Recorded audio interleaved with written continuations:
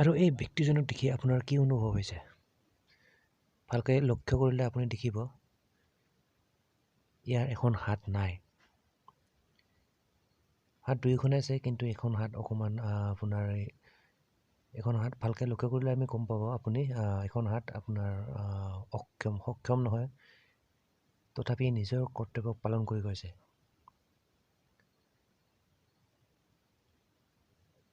তো আপুনি ইয়াৰ পৰা ভাবিব পাৰে, অনুমান কৰিব পাৰে কিমান সাহস আপোনাৰ নিজৰ আত্মবিশ্বাস থাকিলে এনেকুৱা কাম কৰিব পাৰি।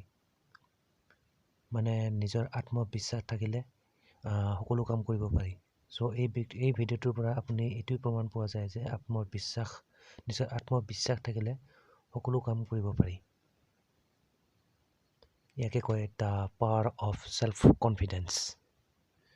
আপুনি দেখিছে এইজন ব্যক্তি যিয়ে নেকি বাচন বনাই আছে এয়া, আৰু ইয়াৰ ওচৰত পাত্ৰ আছে, আৰু এই ওচৰতে আপোনাৰ এটা বাল্টিত পানী দম কৰি থোৱা আছে, আৰু তাৰ পৰা এই মাটিৰ বাচন পাত্ৰ গঢ়ি থকা দেখিবলৈ পোৱা গৈছে এই ভিডিঅ'টোত। অথচ এখন হাত নাই ইয়াৰ। ইচ্ছা কৰিলে বেলেগ কাম মানে আপোনাৰ হুইল চেয়াৰত বহি খাব পাৰিলে হয়, কিন্তু তাৰ নিজৰ যিটো নেকি অদম্য শক্তি, সেই মনোবল অটুট ৰাখি আপোনাৰ নিজৰ কামখিনি কৰি গৈছে, একান্ত মনেৰে নিস্বাৰ্থ মনেৰে কৰি গৈছে, নিজৰ কৰ্তব্য পালন কৰি গৈছে। এনেকুৱা মানুহৰ প্ৰতি সকলোলৈ এনেকুৱা মানুহৰ পৰা শিকিবলগীয়া বহুত থাকে। আপোনাৰ ভিডিঅ'টো যদি ভাল লাগে এটা লাইক কৰি দিব,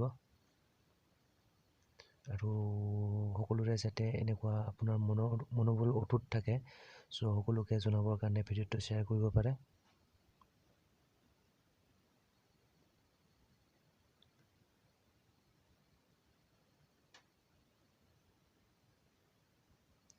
আপুনি দেখিছে কেনেকৈ এখন হাতেৰে বনাইছে, কিন্তু এখন হাতটো নাই, সক্ষম নহয় ভালকৈ, তথাপি সি নিজৰ কৰ্তব্য পালন কৰি গৈছে। সি নিজৰ দমত, মানে নিজৰ মনোবলৰ দমত।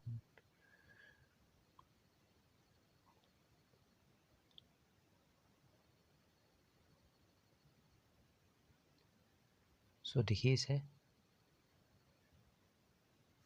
এয়াই হ'ল প্ৰকৃত সাহস, বা আপোনাৰ